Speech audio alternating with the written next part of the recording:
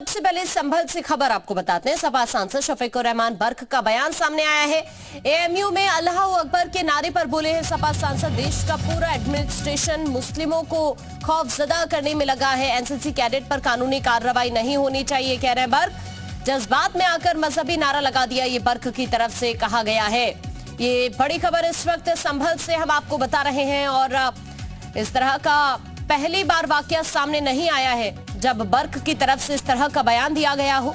कई बार कई विवादित बयानों को लेकर अक्सर सुर्खियों में रहते हैं शफीकुर रहमान बर्क, और इसी बीच अब जो एएमयू में अल्लाह अकबर के नारे लगे उसको लेकर बर्क का बयान सामने आया है। ये बोल रहे हैं कि देश का पूरा एडमिनिस्ट्रेशन मुस्लिमों को खौफजदा करने में लगा हुआ है।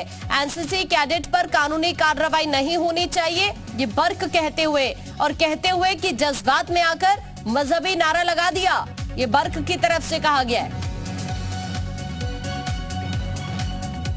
मुसलमानों के लिए कोई भी चीज दिखाई दे, जरा भी कोई मामला दिखाई दे तो मुसलमानों को डराने और धमकाने के लिए और मुसलमानों को खौफजदा करने के लिए सारा हिंदुस्तान का एडमिशन दौड़ पड़ता है उसके चारों तरफ। ये कोई ऐसी कोई खास बात तो है नहीं। एक मजहबी नारा है उनका, उन्होंने लगा दिया होगा खुशी में।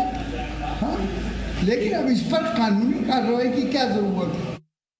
तो देखिए, बर्क को अभी आपने सुना है कहते हुए कि कानूनी कार्रवाई की इस पर क्या जरूरत है, जज्बात में आकर लगा दिया होगा नारा। इस वक्त हमारे सहयोगी संभल से सुनील सिंह हमारे साथ जुड़ रहे हैं। सुनील का रुख लेते हैं सीधा। सुनील, पहली बार नहीं हो रहा है जब बर्क की तरफ से इस तरह का बयान दिया गया हो। अब एक बार फिर से बयान दे रहे हैं कि देश का पूरा ही एडमिनिस्ट्रेशन मुस्लिमों को खौफजदा करने में लगा हुआ है। जज्बात में आकर इस तरह के बयान दे दिए होंगे, कार्रवाई नहीं होनी चाहिए। देखिए, मैं आपको बता दूं, जो संभल के सपा सांसद शफीकुर रहमान बर्क हैं, ये लगातार पिछले कई महीने से लगातार सरकार पर साथियों बयान देते आ रहे हैं। अब इन्होंने एक बार फिर बयान दे करके सरकार पर ये आरोप लगाया है कि सरकार लगातार मुसलमान कार्रवाई करके मुसलमानों को खौफ देने में प्रयास कर रही है। अब इनका ये कहना है कि अलीगढ़ में जो जिस एनसीसी कैडेट ने ये अल्लाह अकबर का नारा लगाया था, वो उसने जोश में जज्बात में आकर लगा दिया था, वो इतना बड़ा मुद्दा नहीं है, उसके खिलाफ कानूनी कार्रवाई की जाए। सरकार सिर्फ ये मुसलमानों को खौफजदा करने के लिए इस तरह कानूनी कार्रवाई कर रही है। उन्होंने बड़ा तंज कसते हुए ये भी कहा है कि मुसलमानों को कोई भी छोटी मोटी गलती हो जाती है तो पूरे देश का जो ब्यूरोक्रेसी है, जो प्रशासन है, कार्रवाई की दौड़ पड़ता है। और इसमें एक खास बात ये भी है कि इस दौरान इन्होंने अब मायावती की तारीफ के बाद जो है इन्होंने जो दिग्गज सिंह नेता है उनकी भी तारीफ की है इन्होंने, जिसको लेकर एक बार चर्चा में आ गए हैं। लेकिन सुनील, एक बात का जिक्र और करना होगा क्योंकि पहली बार इस तरह की बयानबाजी बर्क की तरफ से नहीं हो रही है। अक्सर कई बार होता है कि भड़काऊ बयान दे देते हैं और बिना सोचे समझे कि इस तरह की बयानबाजी से माहौल खराब हो सकता है। इस तरह की बयानबाजी से किस तरह का संदेश जाता है आम जनता के बीच, ये बगैर सोचे समझे इस तरह का बयान देते हैं अक्सर बर्क। देखिए, मैं आपको बता दूं, अपने बयानों को लेकर के लगातार सपा सांसद जो है अपनी पार्टी के नेताओं के निशाने पर भी हैं। अभी 2 दिन पहले भी जो सपा के निजी पार्टी के विधायक नवाब इकबाल महमूद ने इन पर ये आरोप लगाया था इनकी मानसिक स्थिति सही नहीं है, दिमागी हालत सही नहीं है, इसे इस तरह के बयान देते रहते हैं, जिसकी वजह से मुसलमानों का ही नुकसान हो रहा है और मुसलमान पीछे जा रहे हैं। इसको लेकर काफी इस तरह का यहाँ पे इनकी दोनों के बीच में कई दिन विवाद चला था, लेकिन इसके बावजूद सपा सांसद पर कोई असर नहीं पड़ रहा है। अब वो लगातार बयान देते चले आ रहे हैं। ठीक है सुनील, शुक्रिया आपका इस जानकारी के लिए। इस वक्त समीर सिंह बीजेपी प्रवक्ता हमारे साथ जुड़ गए। समीर जी, स्वागत है आपका।